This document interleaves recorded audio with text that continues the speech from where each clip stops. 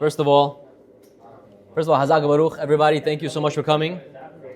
I didn't expect the turnout. That's true. So Baruch Hashem, on the Chag of the Goyim, Baruch Hashem, we all made it out. We're showing the world what's important. We're showing the world what the real congregation looks like. When you come down and you learn for Kiddusha, learn for Torah, it's a big thing. So this week's Parashat Vayigash, it really comes and sets up what we've been working towards throughout the last many, many weeks. You know, we started off in Parashat Bereshit, Noach, Lech Lecha, and every parsha was a build-up to the next. We learned about the creation, we learned about Abraham, we learned about Yitzchak, Yaakov, the kids, what happened, and now we're almost at the end of the first Sefer of the Torah. The first Sefer of the Torah is Sefer Bereshit, and now we're almost at the peak. And what happens at the peak? Yaakov Avinu, he has 12 children.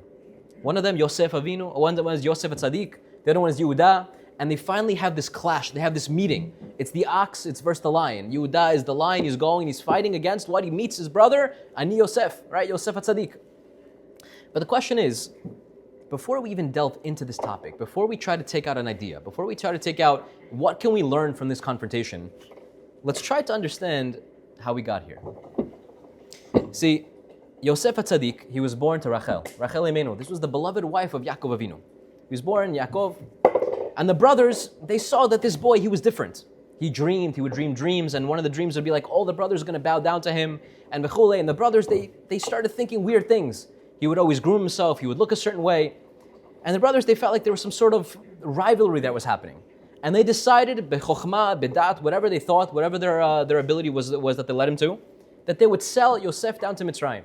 They threw him into the pit. They convinced their father Yaakov Avinu that the brother was dead. He was killed and ravaged by wild animals. They took the tunic, they soaked it in blood. They said, Abba, look, our brother Yosef, he was killed. There's nothing we can do. And these brothers, the 10 remaining brothers, they made a cherem. They made a promise that we will never reveal to our father Yaakov what happened. We'll never reveal it. Many years goes by after Yosef. He's shipped down to Mitzrayim. He's thrown into prison. He's given this life where he has no light, no air, no food. He's treated like a prisoner of war. He comes all the way up to second of command to Paro, the top viceroy of Egypt. After being sold down as a slave, he's now one of the commanders. He comes down, and now there's a big famine in the world, a famine in the land. Now again, like I was speaking about earlier, Mitzrayim, Egypt, is the bottleneck of the entire world. Anybody who needed produce, anybody who needed food, anybody who needed anything in terms of commerce, merchant, sales, they would have to go through Mitzrayim first. And so Yosef, as the leader of this nation, understood that now maybe I'm going to finally see my brothers. See, my brothers are living in Israel at the time. They're living with Yaakov. They're living with my father. They have no food. There's a famine in Eretz Yisrael as well. They're going to have to come. And eventually they do. The 12 brothers, they all come. They come down through each individual gate. And they finally meet Yosef. And there's this clash between the greatest of the brothers, Yehuda, the fiercest of the warriors, and Yosef, now as the viceroy of Egypt. Here is where we begin the story. You know, it's fascinating because there's a lot of dramatic moments that happen in the Torah. Sometimes you can have a dramatic moment where there's thunder, where the sea splits, where mountains are rocking, the seas are shaking. That is tremendously dramatic. But sometimes you can have a dramatic moment where the mountains don't shake, and the sea doesn't split, and nature doesn't change. But you can have that dramatic moment that's built through a revelation. This Parashat Vayigash, is that kind of dramatic moment. When the two warriors, they're face to face, the skies don't open up, but there's something that happens in terms of revelation. Let's understand something. When the brothers come up, and finally Yosef, after many years of holding himself back, and they're going back and forth, Yosef says two words, Ani Yosef. In English, I am Yosef. And with these two words, I hope that B'ezrat Hashem, we're going to build the entire class. Ani Yosef. And the brothers, they had nothing to answer. The brothers had nothing to say. Finally, they're standing in front of whom they think is the king of the entire land of Egypt. And he says, Ani Yosef. I'm the king of Egypt. And the brothers had nothing to say. Bipanav, they couldn't say a single word. But the question is, what exactly broke them? Everyone comes and says, yeah, Ani Yosef, these are the words, the biggest tochacha, the biggest rebuke that the brothers could have received was his brother coming and saying, I'm your brother Yosef, the one that you sold down to Egypt. But what broke them? These guys are warriors. These guys are ready to take down the entire city, kill everyone. These two words is what broke the brothers? What is the depth of those two words, Ani Yosef?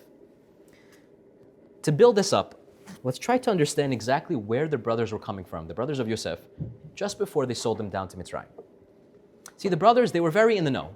They understood who their father was. They understood who their grandfather was. They come from a progeny of Malchut, Yaakov and to Yitzchak, to Abraham. These are the founding fathers of Judaism. They understood that. But they also understood that Abraham Avinu, while he also had a Yitzchak, he also had a Yishmael. And Yishmael ended up being a Rasha. He would kill, he would steal, he would be with women illicitly. It was a big problem. He understood that. He had one good son and one bad son. The brothers also understood that Yitzchak, while he had Yaakov, he also had an Esav. The Torah says, Al charbechat techiyeh. By the sword you're going to live. Esav also, he would hunt, he would steal, he would be with women. He had many, many wives. So yeah, while he had a Yaakov Avinu, he was a tzaddik, he also had Esav. So the brothers understood, listen, our father's Yaakov. We are all righteous brothers, we're tzaddikim, for sure. But it has to be that the pattern must continue. It has to be that if our grandfather had one bad son, our father had, our great-grandfather had one bad son, it must be that our father also must have one bad son. And who is that son? The one who was different. The one who would take care of himself, the one who would comb his physical looks, the one who would always speak with dignity, he would speak with a certain destiny to his lips. He would go, he would appeal to his father. He was born of the mother that Yaakov Avinu loved the most. And they all decided that he is not just the favorite son, but he's a threat to our progeny. He is the Ishmael. He is the Esav. He's the one that's going to threaten the existence of the rest of our Judaism, the existence of the way our family is going to go. So he is the one that we must throw into the pit. So these boys, they saw Yosef in a certain light. They saw him as someone, as a rodef, as someone who's pursuing murder, someone who's pursuing bad means at the end of the day. That's how they looked at Yosef. Could you blame them? Could you blame them for looking at it that way? If you had the grandfather, the great-grandfather, you saw the way things were going. This is the very foundation, the root. This is, we're building Judaism at this time. We're building what it is, the Jewish nation, Bnei Yaakov. Could you blame the brothers for having mischaracterized Yosef? This is where they came from. We go back when Yehuda is facing Yosef. And Yehuda says, listen, you have to let us go back. You have to let us go back with our brother Binyamin. If you don't let us go back with our brother, our father won't survive this. And Yosef says, you're so concerned about your brother. You're so concerned about your father not surviving the return of Binyamin. But did you ever concern yourself about how much your other brother, before you sold him? You weren't worried about your father not being able to live that down, but Binyamin, you're concerned? And they went this back and forth, until finally Yosef says, Ani Yosef. Now here, I want to relate what the drama of these words were. Why were the brothers not able to respond back to these words, Ani Yosef? Because they finally understood who their brother was. They thought that they pictured in their mind this man who was a rodef, he was a man who was talking to his father in a certain way. He was a threat. He was someone that needed to be eliminated at the time. But when he said Ani Yosef, they were able to see who he really was. They sold down their brother, who was a righteous man. They sold down a tzaddik. They sold down someone who he really was. In that moment, all the skins, all the shadows, the curtains, they all went away. The Yosef that they built in their minds, who they thought their brother to be, all went away in that moment. And in that moment, they couldn't say anything back. They said the truth was revealed here. At that moment, they understood who their brother was. You know, on one hand, if you cut someone off in traffic, you're hot, you're in a mood, you're not feeling so good, whatever, you got to get to a destination, you cut someone off. You see they weren't behaving so well, so you don't really feel so bad, right? But let's say you cut someone off, and then you see the person you cut off was the Gadol Ador, right? The biggest rabbi of the generation. He's the guy you cut off. Now you start feeling a different kind of way, right? Because on one hand, you characterize the person that you cut off, so you're able to justify your actions. But then when you realize who that person really was, and all that facade goes away, you realize the truth of who that person is, who Yosef HaTzadik was, the righteous man, the viceroy, the tzaddik who never sinned. Then you start feeling a different kind of way, and there's no words that can come out at the moment. But the question is, how does this show Yosef's gadlut? How does it show Yosef's true power? In that moment, Yosef could have sent everybody to prison. He could have destroyed Yehuda in that moment. He was the viceroy of Egypt. But in that moment, he tells Yehuda, don't worry. Everything that you did, the fact that you sold me and I ended up in Mitzrayim, I was in prison, I spoke to this one, I got here, I got there, it wasn't because you did that. Hashem is in charge of everything. Hashem sent me down. Hashem showed me exactly what my destiny was to be. I'm here not because of your actions, you're just a pawn in the land. Hashem sent me there and I'm here because God put me here. How do we know? When Yosef was sold down to Mitzrayim, he actually noticed the things around him. There's a famous quote, if you don't see God everywhere, you won't see God in anything. Where God is present in all the little details. God is present everywhere around you as much as to the fact that you let him in. If your heart is satum, if your brain is closed, your heart is closed, then it's very easy to not see godliness in anything. But if your eyes have the right lenses and you're looking for godly sparks everywhere, then you'll see God not only in some places, but everywhere. And that's the way Yosef was. On his mouth, on his tongue, it was always Baruch Hashem, Baruch Hashem, Baruch Hashem, Baruch Hashem. He never lost at the core of who he was. His brothers always tried to misidentify who he was. He was a boy that tried to go off the derech. He was someone who tried to go against the family, persuade the father with words. But he knew who he was in his essence. And all the while, through his journey into Egypt, he noticed that the ship that he was contained on, it was pleasantly smelling. He understood, look, Hashem could have brought me down to Mitzrayim, but he also could have brought me down on a really poor-smelling ship. Hashem brought me on a ship that smelled beautiful. That's where I found Hashem. I was in the prison and I saw the Sarah Mashkim. I saw the cupbearer. That's a sign of Hashem. Every little tova, every little good that you see in your life, that's also in a way a kiss of Hashem.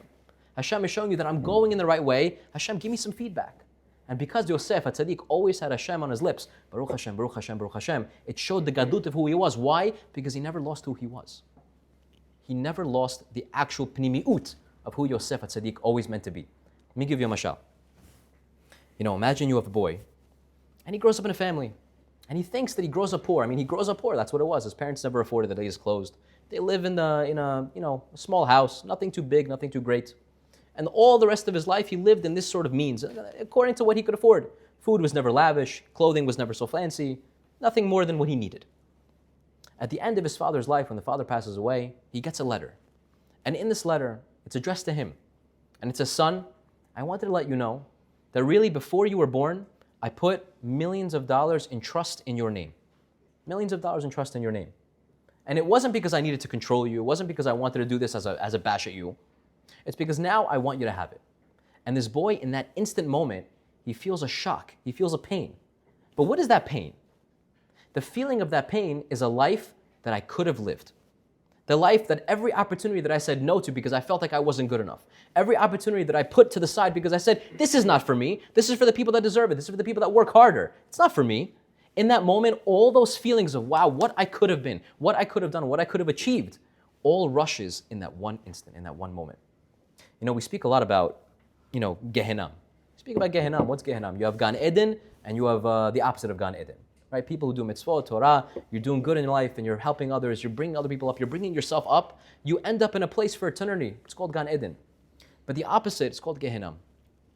The Ran likes to describe what Gehenna actually is. It's not the Christian version of hell where it's fire, brimstone, the guy standing with a pitchfork, roasting you on a spit, on a skillet. It's not exactly like that. What the Ran says is that Gehenna is Hashem is going to take you into the next world. And he's going to show you a picture. He's going to show you a person. He's going to show you all the achievements, everything that you could have been, everything that you could have done, everything that you could have achieved. If you were meant to write books, he's going to show you all your books. If you were meant to give classes, he's going to show you all your students. If you were meant to amass riches and wealth in order to give it away, he's going to show it to all of you. And for the rest of eternity, you live with the idea that that'll never be you. That is what Gehenna is. The understanding of a lost potential. When a person understands, or at least believes in his mind, who am I? I can't do this. This is not for me. I always ask, why not you? Why can't you be the one to go and achieve and rise and be the best version of yourself? What does Shemaim actually judge you against? Does Shemaim judge you against the other people of the generation? Or does Shemaim judge you against the only potential of you versus you? In life, it's always you versus you. It's always the perception that we think we are, that we think we're less than, that we think we can't do, we can't achieve, we can't climb, and the reality of what our neshama is. See, our perception of life is always one of two ideas. It's either we're a body with a soul, or we're a soul that wears a body.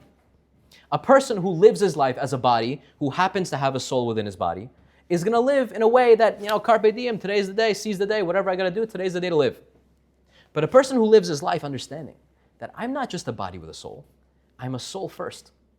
The body is just a libush. I can take it off, I can put it on. But be'etzem, I'm a soul first. If a person understands who he is, and he understands his value, his worth, he's not going to put himself into positions and situations of sakana, of danger.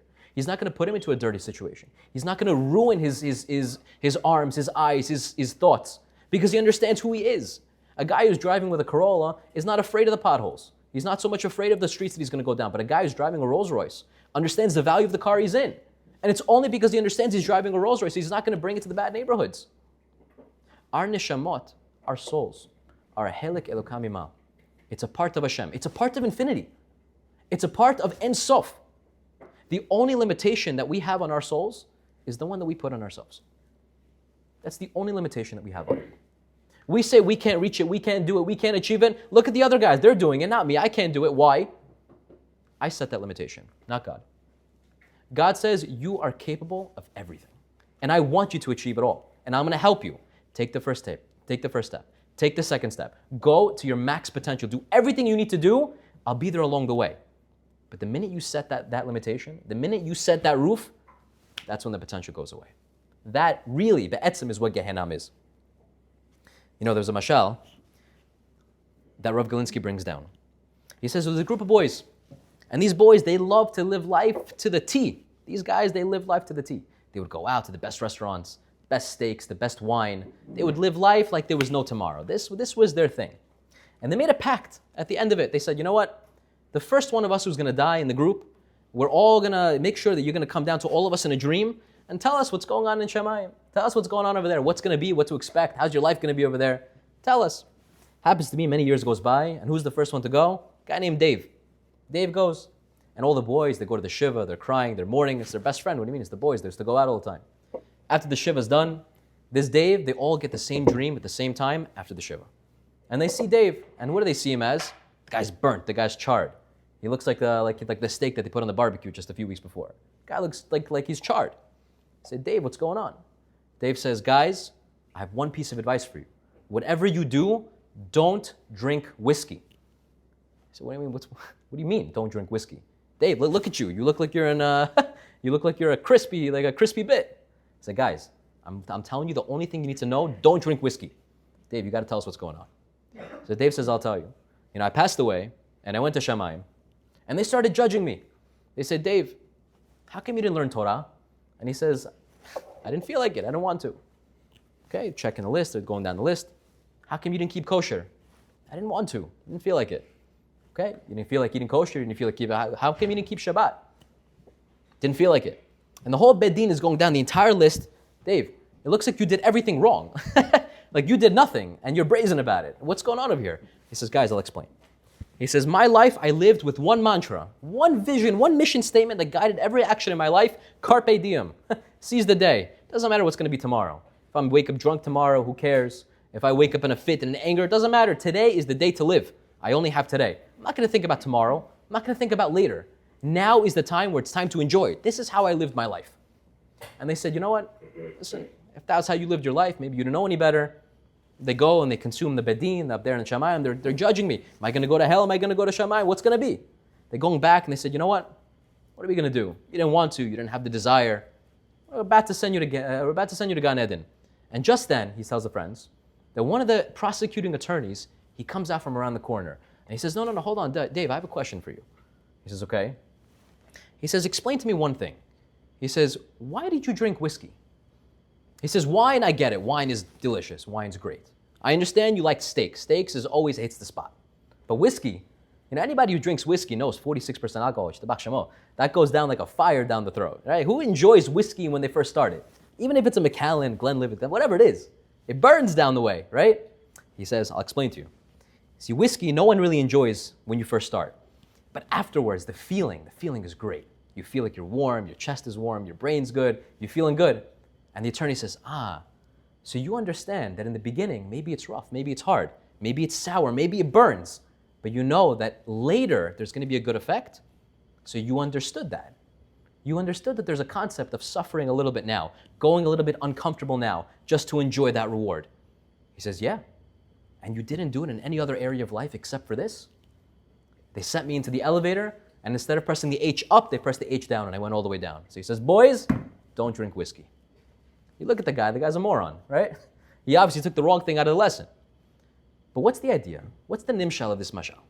The nimshal is that when Shamayim brings us up and they judge us and they say exactly what you did in your life, they're not going to judge you against the rabbi, you against me, you against your counterpart. You didn't keep kosher. What do you mean the rabbi told you to keep kosher? You didn't keep Shabbat. He told you to do it. The rabbi told you. That's not what they're going to do. They're going to judge you against all the inconsistencies that we lived in our lives. You say, Rabbi, I can't wake up in the morning. What do you mean, 7 o'clock, 8 o'clock? Yeah, but you have a flight to Florida. You're at 4 o'clock. Bags are packed from the night before. So over there you could do it, but here you can't. Rabbi, $100 to tzedakah, it's steep. What do you mean? It's going to break the bank. Yeah, but you went to Atlantic City and you dropped $3,000. That's okay. So it's not a judgment of you against anyone else. It's you and the inconsistencies of which you live your life. There's nothing greater, the strength of a person that he can get with living a life that's consistent. Living a life that's true to who he is. You see this guy, you know what his values are. You know where he stands. You know where his morals lie. You know if you ask him a question, you know on which side of the aisle he's going to be. He's not going to be the kind of guy that's teetering, the guy that's wishy-washy, because you know this guy is a man who stands with principles, with discipline, or a woman. Whatever it is, they know where their compass lies. But a person who's sometimes here, sometimes there, I can allow myself to indulge in this, but not in that, make these decisions and not that, that's where Hashem judges us on. When he says that you think your life is going to be encompassed by the little things that you get wrong, but you don't apply the proper things that you learn from them in the opposite, in the Kiddushah, look how it goes back. You know, there's a story in the Chazal teach us of Eliyahu Navi. And Eliyahu Navi, he was walking one time in the street, and he saw a man, he was walking, and he saw that this man, this Eliyahu Navi, he had no Torah, no Mishnah, no Gemara, no Mikra. This man knew nothing. And Eliyahu Navi, he says, I have to approach this guy. I have to understand what's going on. So he goes to the guy, and he says, please tell me, how is it that you don't know any Torah? You know nothing.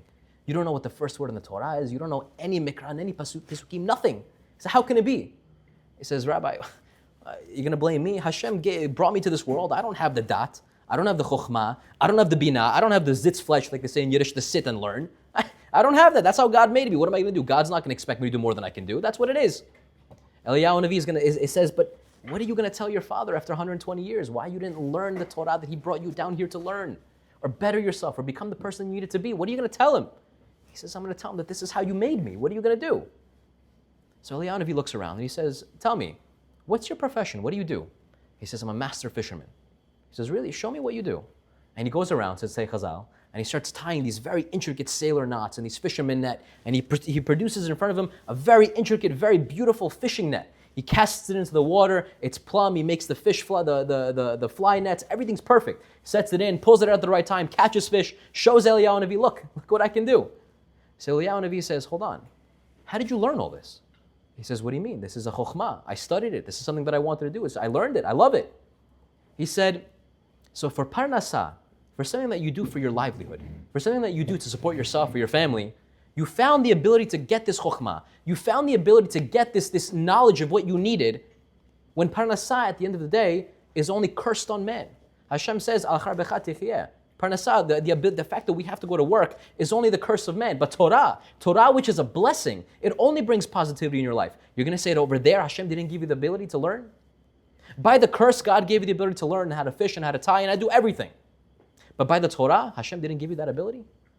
Say Chazal, this man turns around, he starts crying.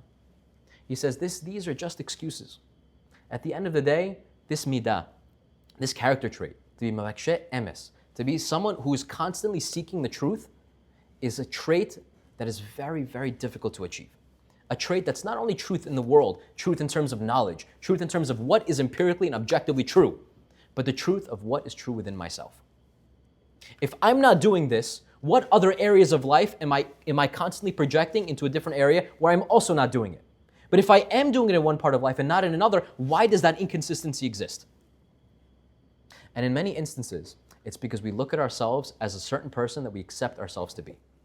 It's not because we want ourselves empirically to be the best version of ourselves, even though that is what we need to be. We need to think the way, that we're destined for greatness, that we're destined to be the main characters of our lives. Hashem didn't send us down here just to be background characters, second-class citizens. He sent us here to build something. He sent us here to be the best version of ourselves. But until we understand that to be truthful in life is to understand where am I going wrong, and how do I apply all the measures of my moral compass across all realms of life, only then can a person be set on the right track. You know, It's a fascinating idea because the Chachamim, they explain like this. They say, what was the rebuke in the Ani Yosef? We're all understanding that the Ani Yosef, when Yosef reveals himself to Yehuda, he's saying that this is who I really am, not the person you thought I was, but I was someone who never lost my identity, never lost who I really understood myself to be, not the person you labeled me as, the person that I always knew to be. So really, what is the other side of that rebuke? The other side of that rebuke is understanding that all of those brothers who judged their brother unfavorably, who understood that this is maybe a brother who is a rodef, who is going against the grain, who is going against the family customs of what needs to be done, all of them are going to be judged according to their own judgments of others. Exactly the way we see others is the way Hashem sees us. Do we look at others in a positive light? Do we look at others in the way that we want to be seen ourselves?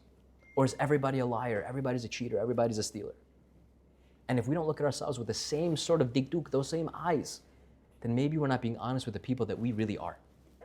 You know, Rav Natan Wachtvogel from Lakewood, he used to say, there's a custom, it's called Birkat Levana, that once a month we would go and we would bless Hashem through the new moon.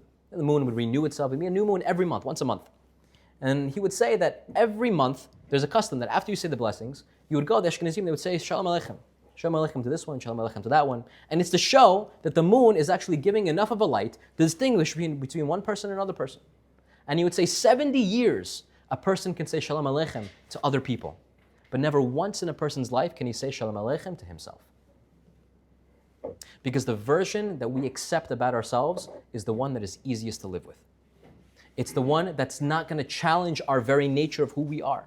It's not going to challenge the fact that, yeah, we have flaws and we have things to work on. I'm going to put all these things to the side and I'm going to say, maybe this is really who I am. I'm the guy who's the average one, the one who never really achieves, the one who never really succeeds, the one who's not meant to for more, because that's easier for me to live with. I can go to sleep and I can wake up happier knowing that I'm not failing. But if a person reframes what failure is, a failure is just a stepping stone into learning and understanding that failure gets you closer to where you need to be. Once you set that goal, that my mission is only to get better, then you realize that failure is not a dead end. Failure is a stepping stone. Failure is just one step closer to where and the person I need to become. That is really what Gadlut is. That is what it means to be Malchut. That is what it means to be a Jew.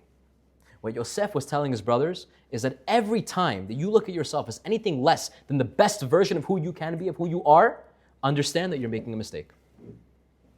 Ani Yosef. Who am I? I'm who I am from the inside. I'm really a neshama first. I'm not the body.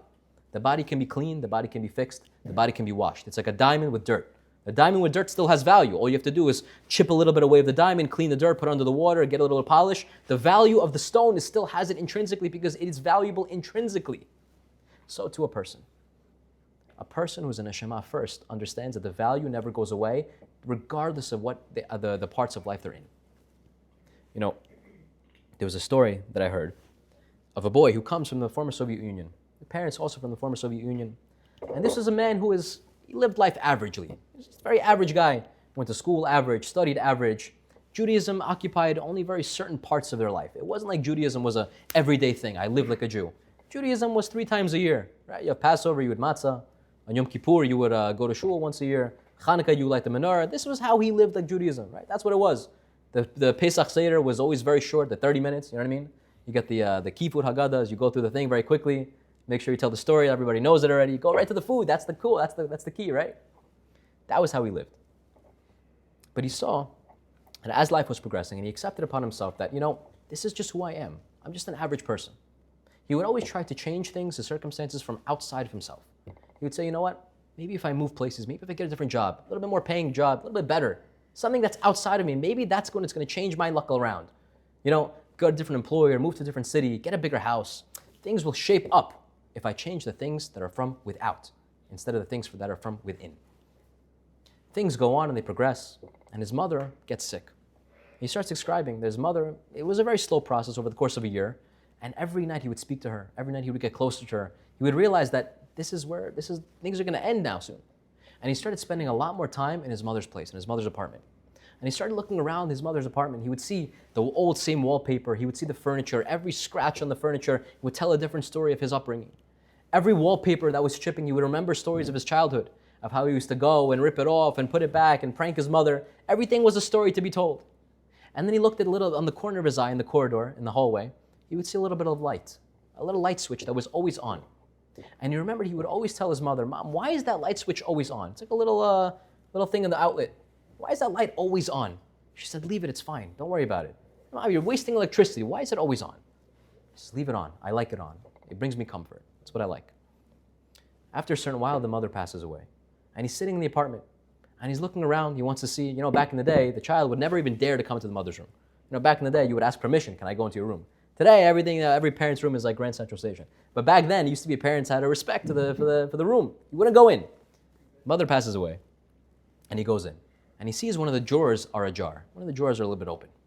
And he goes and he looks inside. And inside, he sees a book of Tehillim, a book of Psalms. And it looks like a magazine. The pages are worn. The pages are ripped. They're yellow. They're stained with tears. He looks inside. He sees candles. He sees lights. And he sees a letter addressed with his name on it. He opens up the letter and he starts reading it. He says the first part of the letter was in Hebrew. But the last part of the letter, he could read it. It was in English. And it wasn't addressed to him. It was addressed to Hashem. He says, Dear Hashem, thank you for my son. I'm very blessed. I'm grateful for the neshama that you put into his body and for the potential that you put in him. I know he's destined for greatness. I know that he's capable of being the best version of himself. But Hashem, even if he doesn't reach that gadlut, even if he never reaches what that potential is, promise me that that light will never go out. Promise me that whatever it is, he'll never lose the value of who he is, at the very least to himself. That he'll never forget his roots, he'll never forget the man that he needs to be, the man that he is, has the value even if he's not there yet. Hashem promised me, and signed his mother. And he takes this letter, he goes to the funeral the next day, and the neighbor hands him a little satchel, a little bag of cloth with a candle. And the neighbor said, your mother, for as long as you were away, for as long as you were off, for as long as you were looking to find yourself, the man that you needed to be, she always kept one candle lit. And she said this was a siman, this was a sign to Hashem, that no matter what journey in life you go through, the neighbor's telling him, to always make sure that that candle is lit. To never forget and never associate your circumstance with your self-worth. To never associate where you are holding now as who you really are. But to remember who you really are is so much greater than the circumstances that you lived. And in that moment, he realized, again, what a life I could have lived. What a life that I could have achieved, that I could have been something more. If only I understood that if not for myself, maybe somebody else believed in me. Maybe somebody else saw more than what I saw in myself. This was the depth of his mother's letter. And he's communicating this idea in a book. And he's saying, if anyone is reading this going forward in 2025, in 2026, whatever progeny is going to read this letter, understand that you have a value within you that nobody else can put a dollar sign on. Only you can. Hashem sent diamonds to this world. When he gave us the Torah and he made us a nation, he made the Jewish people, he showed us that we are capable of everything. Being top in technology, being top in finance, being top in self-care, in everything, in every industry of life. But only reason we don't reach that is because we put the limitation on ourselves. The only one who builds the roof is us. The only one who stops us from reaching where we need to be is our misunderstanding of our self-worth. This was the depth of Ani Yosef. When the brothers finally came and he said, look, I'm revealing to you my identity. I'm revealing to you that I am the viceroy. I never lost who I was. You could try to mischaracterize me. You could try to tell me that I'm not the tzaddik. You could try to tell me that I'm the person that's going against my father's home, against my father's tradition. I know who I am. Ani Yosef. I am Yosef. I never changed. And when they stopped short and they looked at their brothers, they said, wow, we were wrong. We're the ones who mischaracterize not only our brother, but ourselves. We understand that every son, every person that comes out of Yaakov Avinu is a tzaddik. Every single person has the ability to become the best version of themselves. That is the depth of Ani Yosef. So my friends, if we take any lesson from this, strength is not always outward. Strength is not always the one with the biggest muscles. Strength is not always the one who can show he has the loudest roar. He's not the one who can do the most amount of lifts in the gym. It's not the point. That's not always what strength is. Strength is being able to stand up in the face of adversity, being able to stand up in the face of social pressures, societal pressures, financial pressures, and say, I'm not losing who I am. But the first step is to identify, define, put words to it. Who am I? Am I a body with a soul? Or am I a soul with a body? What am I here for? What am I here to do? Am I here to just cruise? Am I here to be like Dave, the guy who says, don't drink whiskey? Or am I here to be the guy that says, maybe in life it stings. Maybe in life it's hard. It's hard to be better. It's hard to grow. It's hard to change the midot and the parts of ourselves that we live with every day of our lives. You can't teach an old dog new tricks. What do you mean? It's the biggest load of baloney. Every person is capable of change at any stage of life. The only decision that a person needs to make is, do I start today or do I never start? Today can either be day one or today could be one day. That's the only question we should ask. We should be zocheh, B'ezrat Hashem, in every area of our life to always identify our own self-worth. Recognize that we are a diamond that no matter how much dirt is on it, can always be polished, can always shine, and always has intrinsic value of its own. Hazak Baruch.